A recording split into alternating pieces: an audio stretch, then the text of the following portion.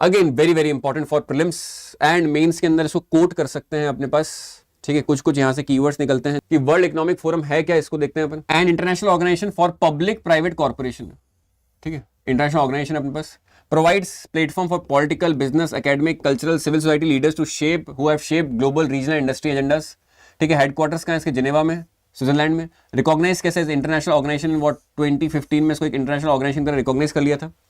Foundation कब हुआ है इसका, 1971 में। फाउंडर कौन है, क्लॉस श्वेब, जर्मन प्रोफेसर थे। ओरिजिनल नेम क्या, यूरोपियन मैनेजमेंट फोरम है। कंसेप्ट क्या, stakeholder capitalism. Stakeholder capitalism का मतलब क्या होता है कि वैसा टाइप का पूंजीवाद जिसके अंदर क्या है कि उससे रिलेटेड जो भी स्टेक होल्डर्स हैं, जो उसके, देखो एक तो होता है शेयर होल्डर्स। शेयर होल्डर्स का मतलब क्या होता है कि जिसने आपकी कंपनी के शेयर उठा रखे हैं, आपकी कंपनी के शेयर ओन करते हैं, उनको तो अपन क्या बोलते हैं, शेयर होल्डर।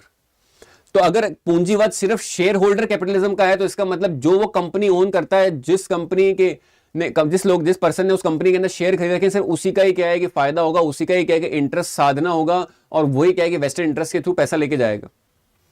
तो शेयर होल्डर कैपिटलिज्म से हमें ऊपर उठना पड़ेगा, और किस पे जाना पड़ेगा, स्टेक होल्डर कैपिटलिज्म पे। स्टेक होल्डर कैपिटलिज्म क्या बोलता है कि जो भी उस कंपनी से एसोसिएटेड स्टेक होल्डर्स हैं, वो भले कंपनी के अपने पास क्या शेयर होल्डर्स हो, वो कंपनी से जुड़े हुए अपने पास क्या हो, एम्प्लॉइज हो, वो कंपनी से अपने पास जहां पर कंपनी ऑपरेट कर रही है किसी ज्योग्राफिकल स्पेस में, वहां पर क्या है कि अपने पास रहने वाले लोग हों, वो जिस पर्टिकुलर स्टेट में काम कर रही है, जिस कंट्री में काम कर रही है, वो पूरा का पूरा अपने पास इकोसिस्टम हो, सबका अपने पास क्या हो, एक लेवल पे there should be development of all, सारे स्टेक होल्डर्स का डेवलपमेंट होना चाहिए। अब देखो कुछ मेजर रिपोर्ट्स निकालती हैं, अगेन ये पीवाईक्यू में ऑलरेडी आ चुके हैं अपने पास। ग्लोबल कॉम्पिटिटिव रिपोर्ट निकालती हैं, ग्लोबल जेंडर गैप रिपोर्ट निकालती है, ग्लोबल रिस्क रिपोर्ट निकालती है 2026 के, अपन ने ऑलरेडी क्या है कि प्रीवियस आर्टिकल में कंप्लीट कर लिए, this we have completed. Energy transition index निकालती है, global travel and tourism development report भी निकालती है।